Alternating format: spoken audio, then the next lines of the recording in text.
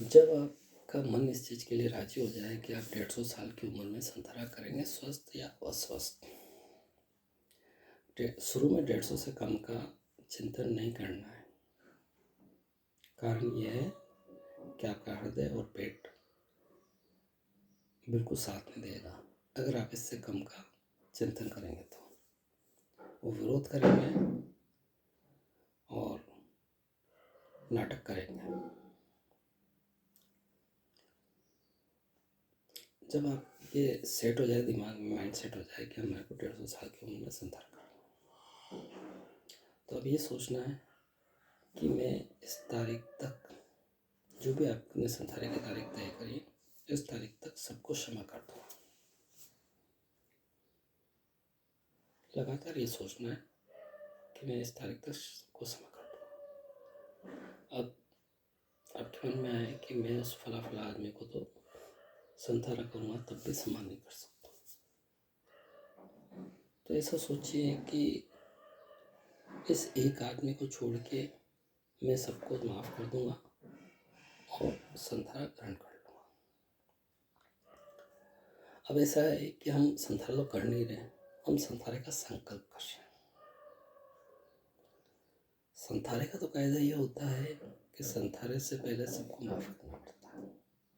अगर आप संतारे से पहले सबको माफ़ नहीं करते हैं तो संतारा नहीं रह सकते।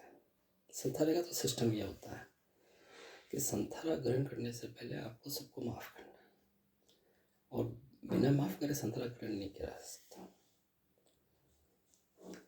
एक साधु ने अपने संतारा ग्रहण करने से पहले ये कहा कि मैं पिताजी को छोड़ के बाकी संसार के सब जीवों को माफ़ करता हूँ, संतारा ग्रहण करता हूँ। तो उसका संतारे को भी मतलब एक राइट ऑफ लाइन नहीं कहा गया। तो ये सोचना है, अभी हम संतारे का संकल्प कर रहे हैं, संतारा कर नहीं रहे, संतारे की भावना को मजबूत कर रहे हैं। इसलिए इस चीज़ में कोई दिक्कत नहीं है कि भाई एक को छोड़ के सबको माफ़ कर दूंगा। तो ये सोचना है कि इस एक को छोड़ के सबको माफ़ कर दूंगा और संतारा ग्रहण कर लूँगा। और फिर जो आपकी लिस्ट है उसमें सोचना है कि भाई इन सबको छोड़ के सबको माफ़ कर दूंगा, इन सबको छोड़ के सबको माफ़ कर दूंगा। और फिर लिस्ट को कम करना है। सोचना है कि इस आदमी से मेरे को कितने साल से नाराज़गी है, कितने महीने से नाराज़गी है, सबके एक टाइम पीरियड लगाना है कि इस आदमी से मेरे को इतने टाइम तक नाराज़गी रही है। ये सोचना है कि नाराज़गी रखने से मेरे को क्या फ़ायदा है, और मैं मृत्यु आएगी संतारा करूँगा तब तक भी नाराज़गी रखूँगा तो मेरे को क्या फ़ायदा है, और मेरे को क्या क्या नुकसान है। क्या मैं बदला ले सकता हूँ? अगर बदला ले सकता हूँ तो कैसे ले सकता हूँ? तो नाराज़गी रखने से फ़ायदा क्या है, इस चीज़ को भी सोचना है कि मैं इन लोगों के प्रति भेदभाव रखा हुआ हूँ, इतने सालों से रखे हुए हूँ, उसका एक अपन को डेटा बनाना है कि इतने सालों से रखा हुआ हूँ, और मेरे को फ़ायदा क्या है और नुकसान क्या है। फ़ायदा कुछ भी नहीं है, नुकसान ज़रूर है। नुकसान ये है कि आपका मन और मस्तिष्क बेवजह थक रहा है, उनकी वजह से आपके शरीर का स्वास्थ्य खराब हो रहा है, उन लोगों की वजह से, उस क्रोध की वजह से आपका हृदय खराब हो रहा है, क्रोध की वजह से। तो नुकसान तो बहुत सारे हैं, फायदा कुछ भी नहीं है। तो ये सोचना है कि इस लिस्ट को छोटा करना है। जब सोचेंगे कि इस तारीख को मैं संतारा ग्रहण करूँगा, इन लोगों को छोड़ के, इन माफ़ करके बाकी सबको माफ़ कर दूँगा। अब जब आप रोज़ ये सोचेंगे कि मैं संतारा ग्रहण करूँगा, संतारा ग्रहण करूँगा, संतारा ग्रहण करूँगा, इन लोगों को छोड़ के बाकी सबको माफ़ कर दूँगा।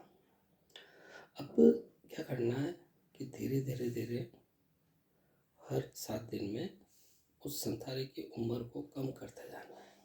हमने 150 साल तय करी थी, अब उसको 145 करना है, फिर 140 करना है, फिर 135 करना है, फिर 130 करना है, फिर 125 करना है, फिर 120, फिर 110, 115, 100 और फिर 95 पे आके आप स्टॉप कर दीजिए।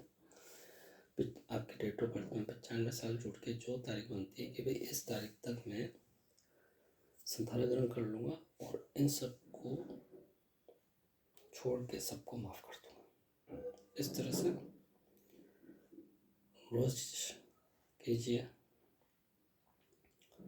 इस सारे प्रोसेस में यह है कि अगर आप नहीं कर पाए तो ऐसा भी कर सकते हैं कि जब तक आपका ये काम नहीं हो जाए, क्या कि जब तक ये लिस्ट तैयार नहीं हो जाए कि मैं सबको माफ़ करता हूँ, तब तक भोजन नहीं करना है, पानी नहीं पीना है, छुबैर करना है, सुबह उठ के ये तैयार करना।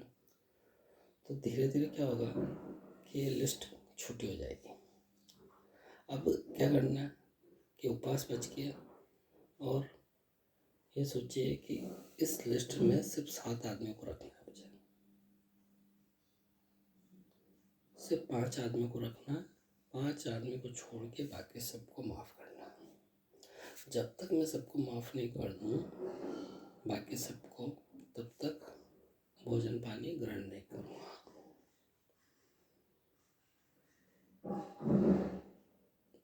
किस तरह से माफ़ करना है कि मैं 95 साल का हूँगा तब मैं संथाल ग्रहण करूँगा, स्वस्थ अस्वस्थ और इन 5 लोगों को छोड़ के बाकी सबको माफ़ कर दूँगा।